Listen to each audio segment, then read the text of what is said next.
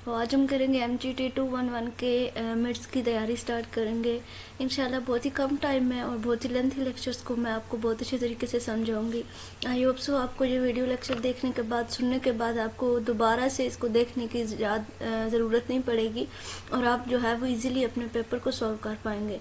तो सबसे जो पहला लेक्चर है वो काफ़ी सारा लेंथी है, मतलब बहुत सारी चीज़ें हैं इसमें, तो इसको ज़्यादा जो है वो स्ट्रेस में नहीं जाना कि कितना लंबा लेक्चर कैसे होगा हमसे।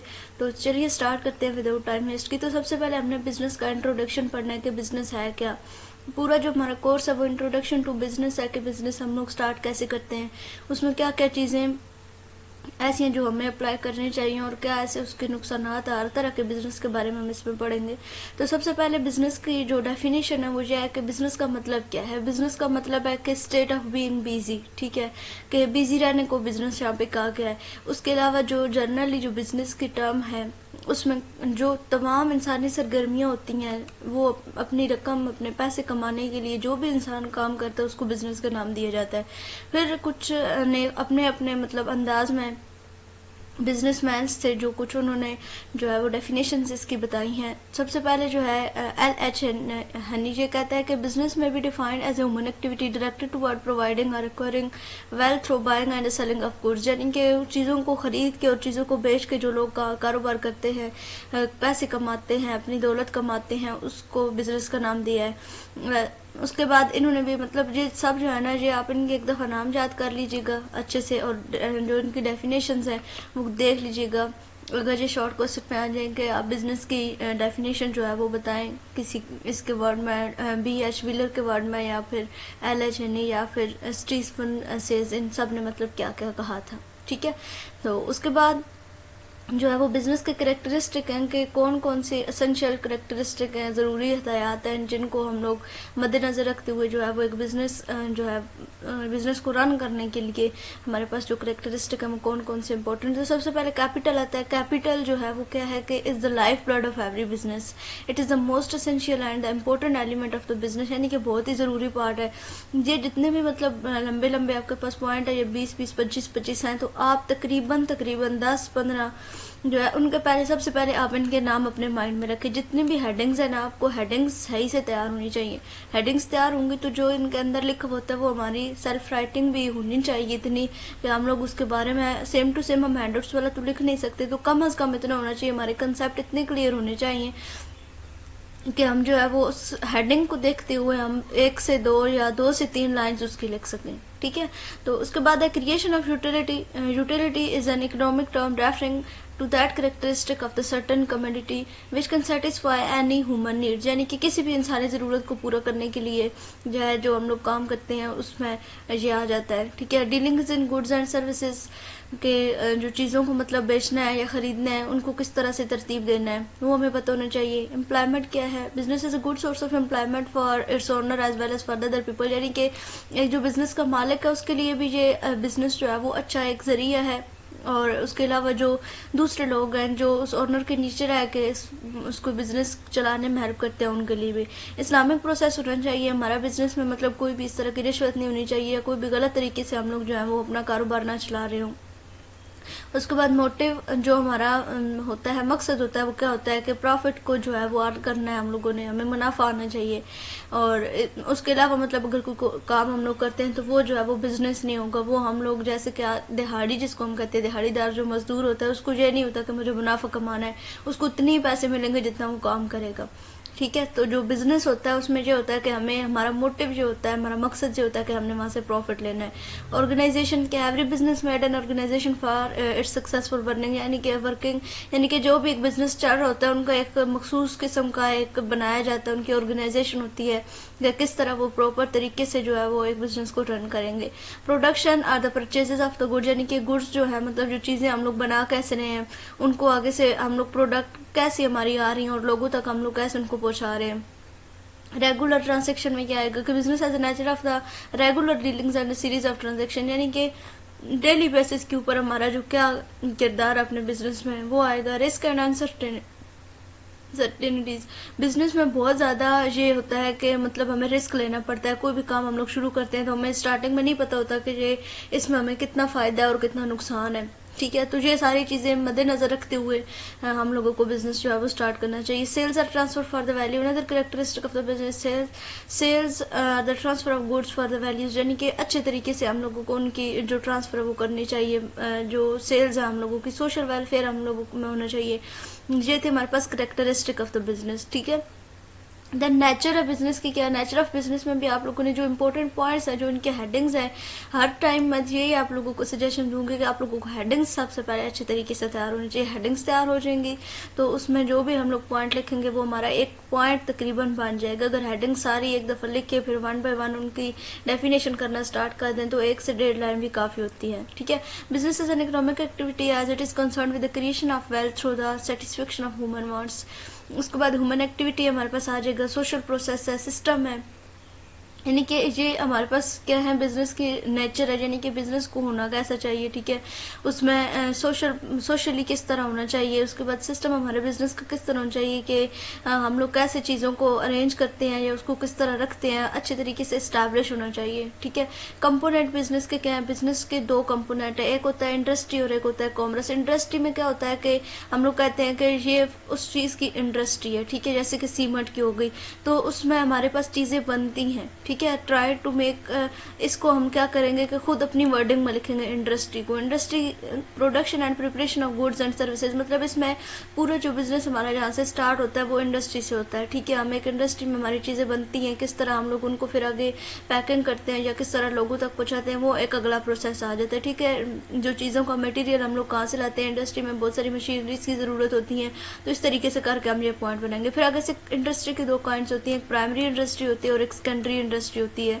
ये आपके पास एमसीक्यूज में आ सकता है कि प्राइमरी इंडस्ट्री में कौन कौन सी, आगे प्राइमरी इंडस्ट्री की 2 पार्ट है, एक एक्सट्रैक्टिव होती है और दूसरी जेनेटिक होती है। इसी तरह सेकेंडरी जो इंडस्ट्रीज है उनमें कंस्ट्रक्शन, मैन्युफैक्चरिंग एंड सर्विसेज, ये 3 आ जाती हैं। प्राइमरी इंडस्ट्री वो इंडस्ट्री होती है जिसमें हम लोग के पास रॉ मटेरियल जो है वो उसमें रॉ मटेरियल तैयार किया जाता है जो कि आगे हमारी सेकेंडरी इंडस्ट्री में यूज होना होता है, ठीक है। ये प्राइमरी इंडस्ट्री, इसमें एक्सट्रैक्टिव और जेनेटिक इंडस्ट्री, जो एक्सट्रैक्टिव इंडस्ट्री है उसमें हम लोग क्या होता है कि extractive industries are those industry which extract raise at the produce raw material from below और above the surface of the earth, यानी कि या वो ज़मीन के ऊपर जो है वो मटेरियल बनाते हैं या फिर ज़मीन के नीचे से मतलब निकाल के, जैसे कि ऑयल हो गया, गैस हो गई, और जो कोयला होता है जो कान से निकाला जाता है, ठीक है। उसके बाद जेनेटिक इंडस्ट्री में ये होता है कि जिसमें बहुत सारी चीज़ें जो है वो एनिमल्स और प्लांट के लिए, जेनेटिक नाम से ज़ाहिर है तो एनिमल्स और प्लांट इसमें आ जाएंगे, ठीक है। इसमें poultry farm, fishing farm, dairy farm and the plant nurseries etcetera. Secondary industry कौन सी होती है, सेकेंडरी इंडस्ट्री वो होती है जो उस रॉ मटेरियल को जो हमने प्राइमरी इंडस्ट्री में बनाया था उसको कर देती है यूजफुल थिंग्स में, यूजफुल गुड्स में जो है वो चेंज कर देती है, ठीक है। उसके बाद इसकी 3 आगे से टाइप्स हैं, constructive industry, manufacturing industry and service industry. Constructive industry में तमाम जो इंडस्ट्री होती है ना उसकी कंस्ट्रक्शन जो है वो पाई जाती है, जैसे कि बिल्डिंग्स बनाते हैं लोग, रोड्स बनाते हैं, इनका एक अपना मतलब एक होता है जो ये काम करते हैं कंस्ट्रक्शंस का काम। इसके बाद मैन्युफैक्चरिंग इंडस्ट्री होती है, उसमें टेक्सटाइल में शुगर्स वगैरह की मिल्स आ जाती हैं। उसके बाद सर्विस इंडस्ट्री में मतलब कि जो गवर्नमेंट के जॉब्स होल्डर होते हैं या जिनकी कोई ऐसी सर्विस वाली जॉब होती है उनको हम लोग सर्विस इंडस्ट्री का नाम देते हैं, ठीक है।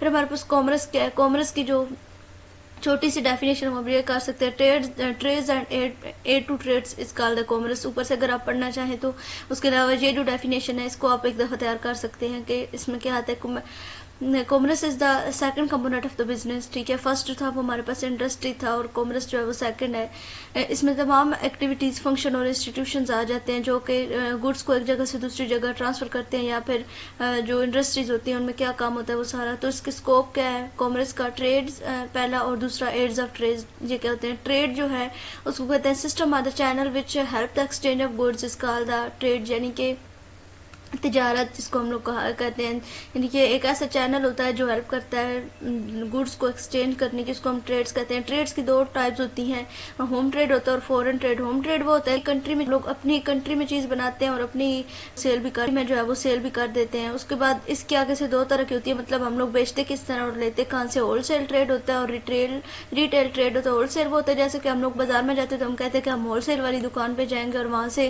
जो है वो खरीदारी करेंगे, वहाँ से हमें ज़्यादा थोड़ा मुनासिब रेट पे के ऊपर चीज़ें मिलेंगी। और रिटेल ट्रेड वो होता है, मतलब एक बंदा है जो है वो होलसेल से चीज़ें खरीदता है और वो अपनी एक छोटी सी शॉप में रख के उसको 2 रुपये 3 रुपये साथ लगा के उसको बेचता है। फॉरेन ट्रेड वो होता है जो कि हम बाहर के मुल्कों में जो है वो करते हैं, अपने प्रॉफिट के लिए, प्रॉफिट कमाने के लिए बाहर के मुल्कों में चीज़ें जो है वो बेचते हैं। एक इम्पोर्ट ट्रेड होता है और एक एक्सपोर्ट होता है। इम्पोर्ट में वो होता है कि दूसरे कंट्री से जो है वो हम लोग अगर चीज़ें परचेज करते हैं, खरीदते हैं, उसको इंपोर्ट कहा जाता है। और एक्सपोर्ट वो होता है जो हम अपने ही मुल्क में जो है वो चीज़ें बेचते हैं, उसको हम एक्सपोर्ट ट्रेड कहते हैं। ठीक है। एड्स ऑफ ट्रेड्स क्या है? Trade mean buying and selling of the good where aids, यानी कि ट्रेड का मतलब क्या है? उसमें सेलिंग आती है, गुड्स को बेचा जाता है। और एड्स जो है उसका मतलब है कि all those things which are helpful in trade. ठीक है। एड्स टू ट्रेड में वो सारी चीज़ें आती हैं जो कि ट्रेड करने के लिए ज़रूरी होती है। उसमें बैंकिंग आ गया, ट्रांसपोर्टेशन, इंश्योरेंस, इनकी सब के आगे हम लोग डिटेल पढ़ते हैं। बैंकिंग में क्या होता है कि हमें जो है वो ज़रूरत पड़ती है चीज़ों की, कुछ ऐसी चीज़ें होती हैं जैसे कि आप पेमेंट को कर लें। ठीक है। वो जब हम कोई चीज़ खरीदते हैं तो बैंकिंग के ज़रिए हम उसकी पेमेंट करते हैं। ट्रांसपोर्टेशन मतलब कि अगर किसी चीज़ को एक जगह से दूसरी जगह हम लोग बेचते हैं तो उसके लिए बहुत सारी चीज़ें जो है वो दरमियान में यूज़ होती है। जैसे कि अगर बाहर के मुल्क से चीज़ अपने मुल्क पाकिस्तान में भेजना चाहें तो वहाँ पे भी जो है बहुत सारी चीज़ें ऐसी होती हैं कि जो कुछ दिन बाद आती हैं, तो वो एयरलाइंस के थ्रू आती है। Goods from transfer of goods from one place to goods from one place to goods from one place to goods from one place to another place is not free of risk, यानी कि यहाँ पे risk होता है उसके लिए में, तो उसके लिए इंश्योरेंस की जो कंपनीज होती हैं, इंश्योरेंस पॉलिसीज होती हैं, वो हमारी हेल्प करती हैं। Warehousing the manufacturer today produce the goods in large quantity, therefore a need for the warehouses arises in order to store the manufacture goods, यानी कि ये गुड्स को स्टोर करने के लिए हमारे पास ये चीज़ है जो हमारी हेल्प करती है। एजेंट्स क्या है? There are the person who act as agent, यानी कि एजेंट्स के तौर पर लोग काम करते हैं, यानी कि चीज़ों की निगरानी करते हैं। फाइनेंस में आ जाता है कि द लार्ज अमाउंट की ज़रूरत होती है एक इंडस्ट्री को स्टोर बनाने के लिए, उसमें मशीनरीज चाहिए होती हैं, बहुत सारी चीज़ें आ जाती हैं। उसके बाद एडवर्टाइजिंग, यानी कि हमारी जो जब कोई चीज़ तैयार करते हैं तो हमारी जो चीज़ है वो जल्दी से जल्दी लोगों तक पहुंचे, तो उसकी हम एडवर्टाइजमेंट करवाते हैं। सोशल मीडिया के ऊपर आ जाती हैं, टीवी के ऊपर, रेड के ऊपर। फिर कम्युनिकेशन क्या है? दफ्तर, होलसेलर, रिटेलर, ट्रांसपोर्ट, बैंक, यानी कि ये जो सारी चीज़ें सारे लोग होते हैं। ठीक है। इनमें जो कम्युनिकेशन होता है वो बहुत ज़्यादा इंपॉर्टेंट होता है कि किसके ज़रिए जो है वो एक दूसरे के साथ कम्युनिकेट करते हैं। उसके बाद फैक्टर ऑफ प्रोडक्शन क्या होता है? इसमें labour, capital, entrepreneur and physical resource आते हैं। लेबर में जो लेबर है वो एक इंडस्ट्री में एक बिजनेस को चलाने के लिए बहुत ज़्यादा इंपॉर्टेंट है, जिनको तमाम पीपल काम करते हैं एक organisation invested by the investor, यानी कि जो उस जो है वो अमाउंट होती है, प्रॉपर्टी होती है उसकी। ठीक है। एंटरप्रेन्योर क्या? Entrepreneur is the management ability of the people to run the business, identification of opportunities, allocation of resources, creation of wealth by assuming the necessary risk. ठीक है। ये हमारा एंटरप्रेन्योर में आ जाता है। फिर हमारे पास फिजिकल रिसोर्सेज कौन से होते हैं? फिजिकल रिसोर्स तो हमारे पास आ जाते हैं। Physical resources include the land, natural resources, यानी कि इसमें जितने भी हमारे नेचुरल रिसोर्सेज आ जाते हैं, बिल्डिंग आ जाती है, व्हीकल्स और मशीनरी वगैरह यूज होती है, वो हम लोग कैसे बनाते हैं। इकोनॉमिक सिस्टम क्या है? Economic system defined system for allocation of resources. इसमें दो तरह की होते हैं, टाइप्स होती हैं इसकी, एक प्लान इकोनॉमी और एक फ्री मार्केट इकोनॉमी होती है। प्लान इकोनॉमी में ये होता है कि जो गवर्नमेंट जो है वो डिसाइड कर देती है कि इस चीज़ को कैसे जो है हम लोगों ने बनाना है, उस बिजनेस को रन करने के लिए हमारे पास कौन कौन से फैक्टर्स होते हैं वो हमारा गवर्नमेंट की तरफ से तयशुदा होता है। और फ्री मार्केट इकोनॉमी में जो होता है कि एक बंदा जो है वो खुद उस चीज़ को तय करता है और उसमें क्यों बनाया और कैसे उसको प्रोड्यूस करना है, वो सारा जो बिजनेस कर रहा होता है या जिसका बिजनेस होता है वो खुद हैंडल करता है उस चीज़ को। इन्वायरमेंटल फैक्टर कौन से होते हैं? एक एक्सटर्नल फैक्टर होते हैं और एक इंटरनल फैक्टर होते हैं। एक्सटर्नल फैक्टर जो होते हैं वो बिजनेस के बाहर जो है वो चीज़ें होती हैं जिनको हम लोग जो है वो कंट्रोल नहीं देते हैं। और इंटरनल फैक्टर जो होते हैं वो होते हैं कि जो विद इन ऑर्गेनाइजेशन, यानी कि एक ऑर्गेनाइजेशन के अंदर होते हैं। उनमें हमारे पास strength are the weakness are organisation, are the external factor, ठीक है, यानी कि सॉरी इंटरनल फैक्टर होते हैं जो बिजनेस के अंदर पाए जाते हैं एक ऑर्गेनाइजेशन के अंदर, कि उसकी वीकनेस क्या है, या स्ट्रॉन्ग ब्रांड है तो उसकी गुड रेपुटेशन है, ऑर्गेनाइजेशन कल्चर, तो वो किस वजह से हमारे पास होता है, ठीक है।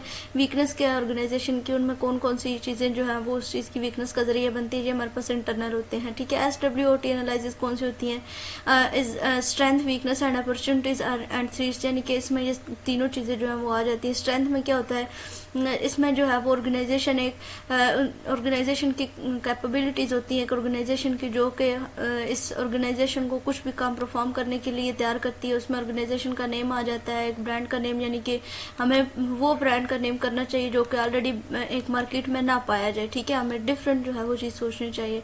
उसके बाद वीकनेस, अपॉर्चुनिटीज, थ्रेट्स, यानी कि ये सारी चीज़ें जो है वो इसमें आ जाती हैं। क्वालिटीज़ ऑफ गुड बिजनेसमैन, यानी कि एक जो अच्छा बिजनेसमैन में है उसमें क्या क्या क्वालिटीज़ होनी चाहिए कि वो जो है वो एक बिजनेस को इतने अच्छे तरीके से हैंडल कर रहा है, रन कर रहा है। तो एबिलिटी टू प्लान, यानी कि एक बिजनेसमैन जो है उसमें ये एबिलिटी होनी चाहिए, उसे पता होना चाहिए कि उसको क्या काम करना है। एक्टिवेटर उसको होना चाहिए, ठीक है, चाहिए उसको अगला सोचना, सोचते रहना चाहिए कि उसको आगे क्या काम करना है, ठीक है। बोल्ड एंड करेज, बिजनेस में बहुत सारी रिस्क होती हैं, बहुत ज़्यादा लॉस भी अक्सर हो जाता है, तो उसको जो है वो हिम्मत नहीं आनी चाहिए। कोऑपरेशन उसमें होना चाहिए, यानी कि उसको कोऑपरेट करना चाहिए, अपने वर्कर्स के साथ अच्छे तरीके से पेश आना चाहिए। कोर्टेसी उसमें होनी चाहिए, ठीक है, उसको वेल मैनर्ड होना चाहिए, उसको अच्छे तरीके से बोलना आना चाहिए। उसके बाद डिसीजन मेकिंग, उसके जो डिसीजंस हैं वो अच्छे होने चाहिए, मतलब उसको ये पता हो कि मतलब कोई भी अगर उसमें प्रॉब्लम आ जाए बिजनेस में तो उसको एक फौरी तौर पर कोई डिसीजन अगर लेना पड़े तो उसका जो माइंड है वो इतना एक्टिव होना चाहिए कि वो फौरन उस मसले का जो है वो निकाले। वेल डिसिप्लिन होना चाहिए, एविलेटर उसको होना चाहिए, ठीक है। फोर साइड मतलब हर चीज़ के ऊपर उसको नज़र रखनी चाहिए, ऑनेस्ट होना चाहिए, हार्ड वर्किंग। ये जो सारे पॉइंट्स हैं ना, इनको आप एक दफ़ा जो है वो उनके नाम याद कर लीजिएगा। बाकी क्वालिटीज़ जो हैं वो आप लोग खुद से मतलब लिख सकते हैं कि उसको कैसे होना चाहिए, ठीक है। ये बहुत लंबा जो है ना आ जाएगा इसमें।